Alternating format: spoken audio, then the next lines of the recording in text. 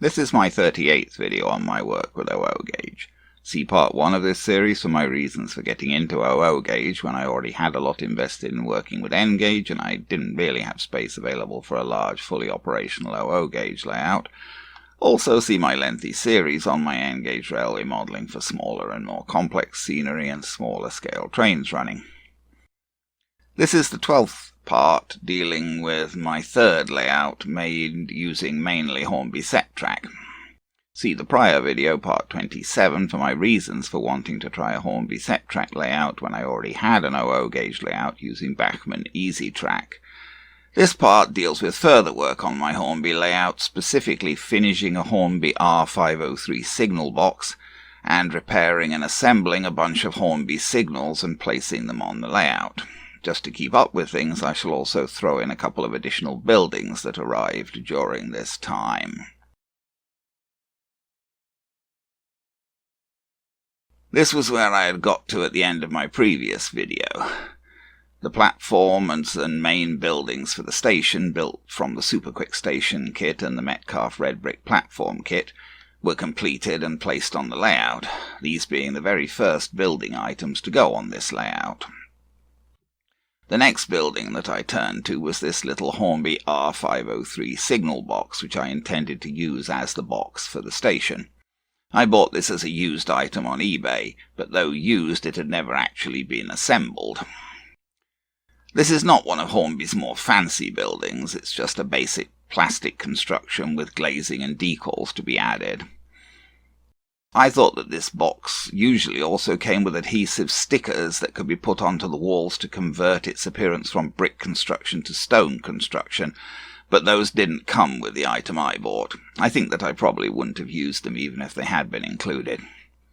I did get the glazing sheet, apparently in its original condition, and the decals, although the decal sheet was folded and creased and looked very old and dry.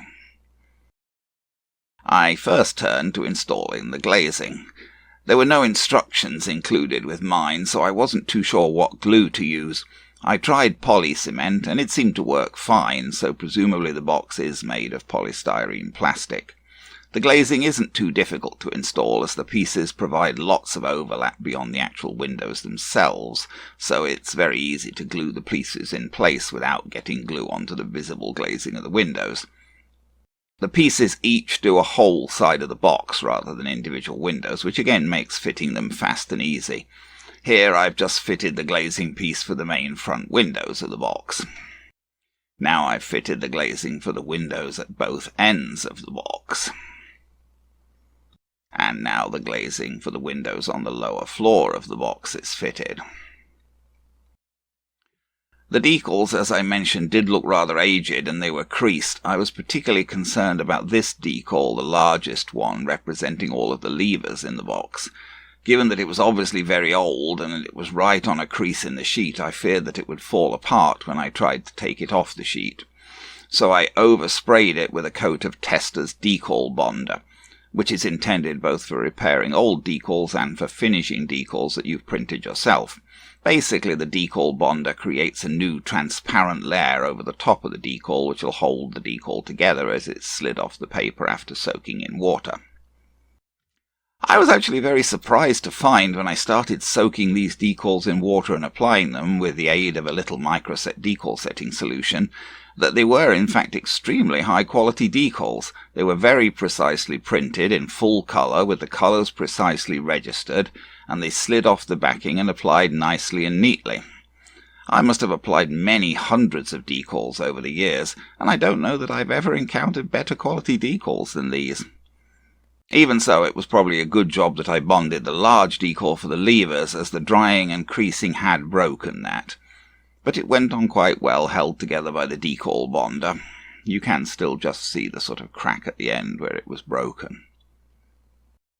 I did also try to do a little bit of painting inside the box, but it was rather hard to work on the inside of the box, because it's just hard to get at things inside and to see them properly.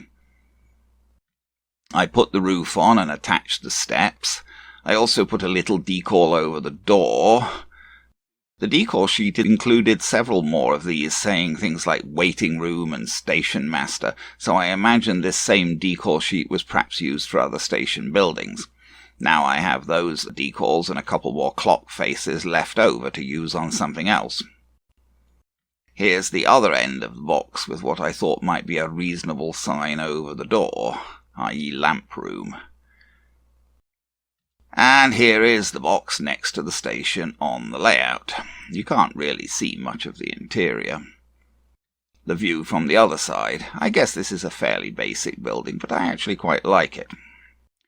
Now a digression. Seen here is the roof of a Scaledale riverside cottage which I bought used on eBay, and which arrived whilst I was working on the signal box. The paint on the chimneys was a little chipped, as you can just about see in this picture. So before placing the building on the layout, I touched up the paint on the bench.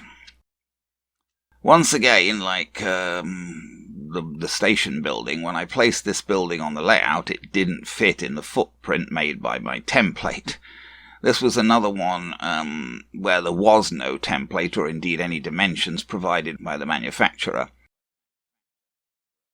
So I had created a template based on a picture, guessing the dimensions from the size of the doors, basically. Apparently the picture I used was a mirror image, since apart from the size errors, I had the porch and conservatory on the wrong sides. So once more I adjusted the static grass, scraping some down where the building would go and applying some more in areas not covered by the building. This picture is before vacuuming, so there's a lot more grass lying about than will actually remain glued down. Here's the cottage on the layout, not really riverside in my case as I don't have a river. Of course the ground needs more work. There should be fences or walls, gates, some sort of garden, but I'm afraid it will likely be a while before I get to anything of that sort. I do have some fencing and walling on hand, and I will work with that. But I'm going to complete the assembly of the buildings themselves first, and I'm not sure how fancy I'll ever get with garden details. We'll see. Here's the cottage from the other side. It's quite a nice building, as the Scaledale items tend to be, and it does deserve better treatment. Around this time, my second order of signals arrived. I wanted to use Hornby manually operated signals, as I had done on my Bachmann layout, and those weren't on hand locally. So I sourced them by getting what I could used from an eBay vendor I've dealt with several times before, and then buying the missing ones new.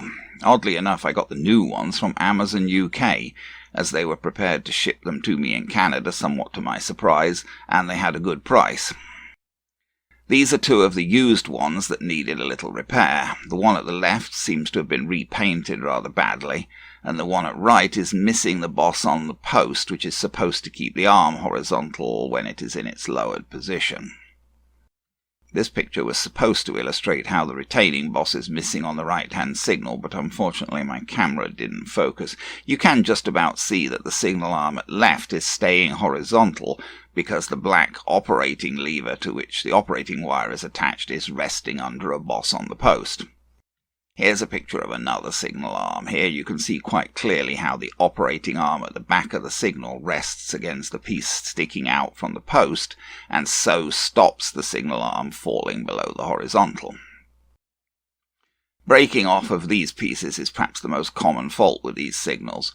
It does need to be repaired, as they look terrible if their arms just droop. Here you can see that I have cut a short piece of suitable thickness piano wire, and then I've drilled a hole in the post with a pin vise, after marking the position where it needed to go by holding the arm horizontal and dotting just above the operating lever with a marker. Then I just inserted the piano wire into the hole and trimmed it down to a neat length with wire cutters. I didn't need to glue the new pin in place, as I had used a drill bit just the size of the piano wire, so it made a tight fit. You can see that now, when the operating wire rises, the signal arm will just sit against the pin and stay horizontal. This signal operated okay, but it really needed painting. I did have some signal red paint on hand, so I carefully used a small brush to repaint the red parts of the signal arm. I didn't have a suitable shade of green paint around, so I just used a green marker on the green lens. This assembly of parts came with my order of used signals, representing new old stock, i.e. older Hornby signals that had sat around without ever being sold.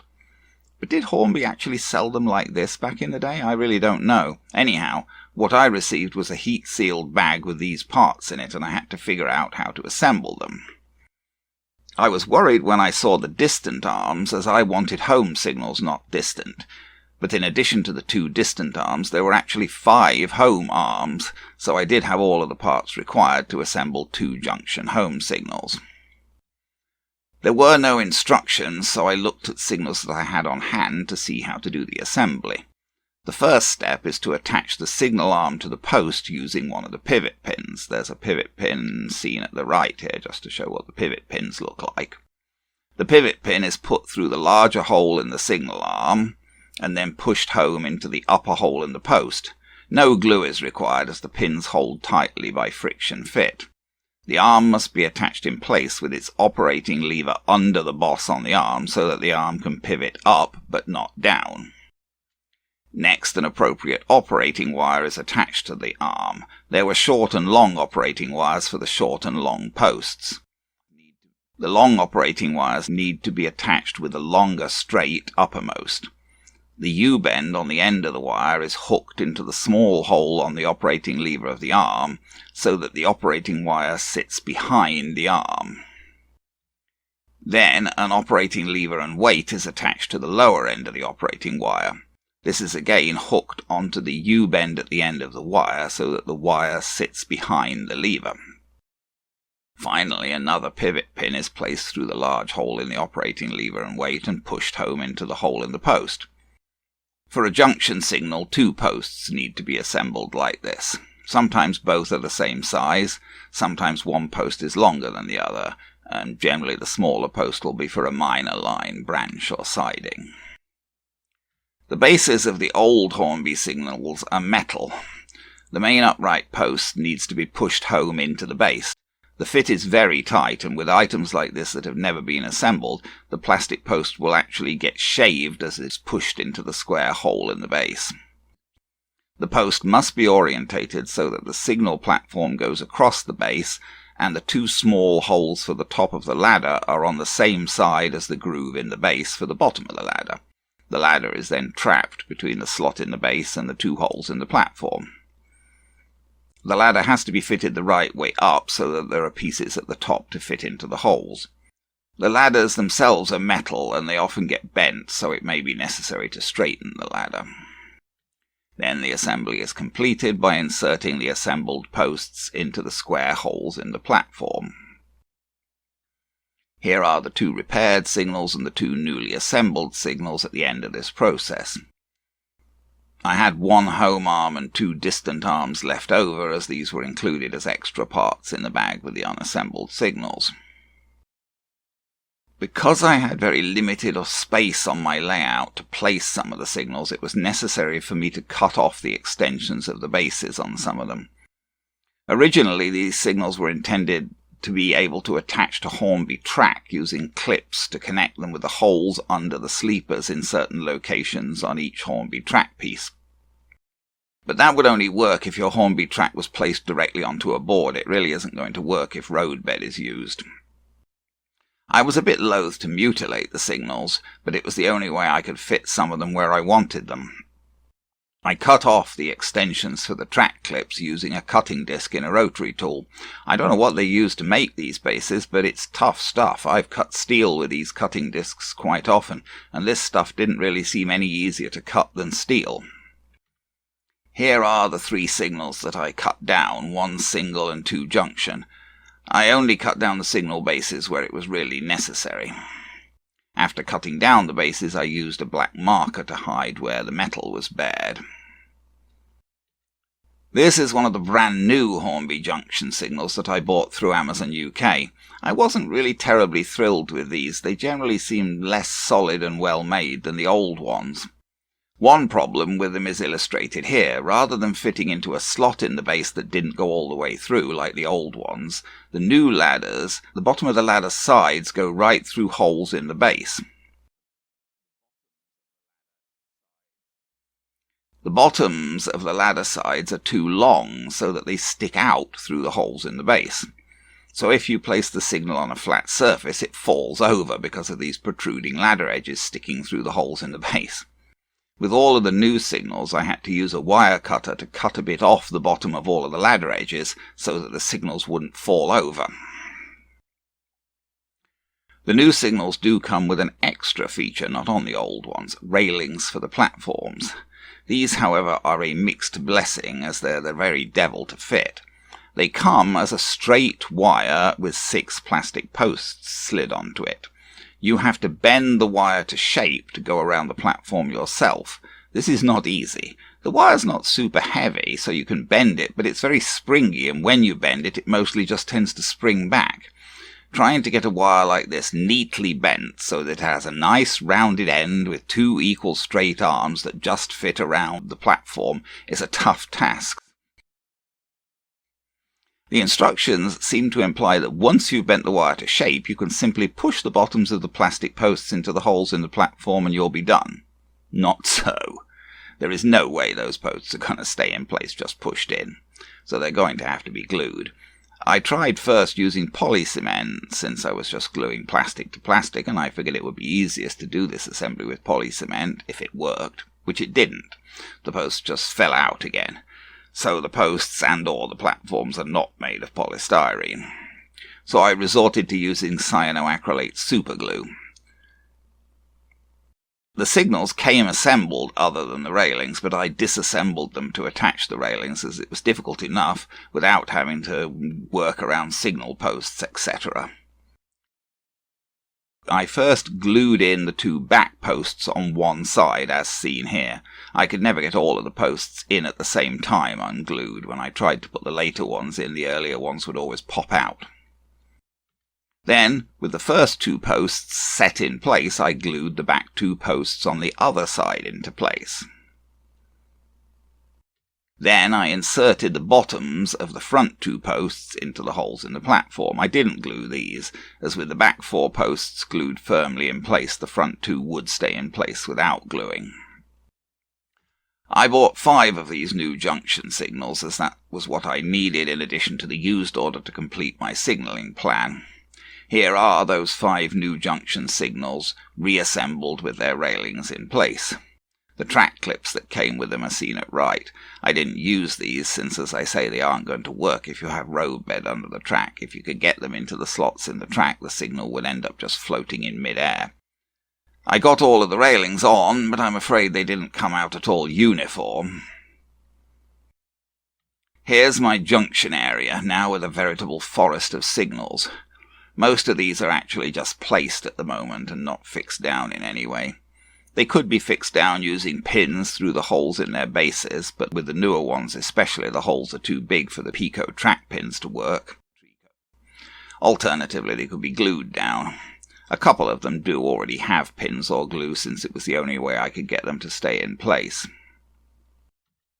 Here are the signals at the other end of the front of the layout. Most of the signals are at the front of the layout, since all of the points are at the front of the layout, by design, since I intended to operate the points manually. The exception is that the station requires home and starter signals for each line, and those can be seen in place here. Here's the Hornby box, with the home signal for the back line next to it and the starter signal for the other line across, next to the Fowler 4P tank loco, which is standing with its train at that platform. Finally, another digression. I was up to British model trains in Cambridge, Ontario again, as Nigel had picked up a large collection and so had quite a number of new items. Amongst the items Nigel picked up were many buildings from a layout. I didn't have much more room for buildings myself, but I did pick up this Hornby Bell Inn. This is part of the same series as the Hornby signal box, relatively simple plastic models with printed facing. Really, on this layout, the only space I had for buildings that wasn't already allocated to specific buildings was beside the station. But this inn wouldn't fit there, as with its patio it was too deep for the space between the road and the platform. So I've put the inn where I had the template for the Super Quick Greystones farmhouse. I think it will be possible to fit the Greystones farmhouse beside the station. I shall have to see as I go along and get the rest of my kits assembled, but at least for now this is where the Bell Inn sits. I also picked up from Nigel another Austin 7 taxi, this one in blue, and you can see that here sitting outside the station. So that's it for now. I did say I was going to build the Metcalfe engine shed kit after the Hornby signal box. Well, that got delayed a little because of the other things that turned up, but I have started on that build now, so my next video should be the build of the Metcalfe brick double engine shed, PO313.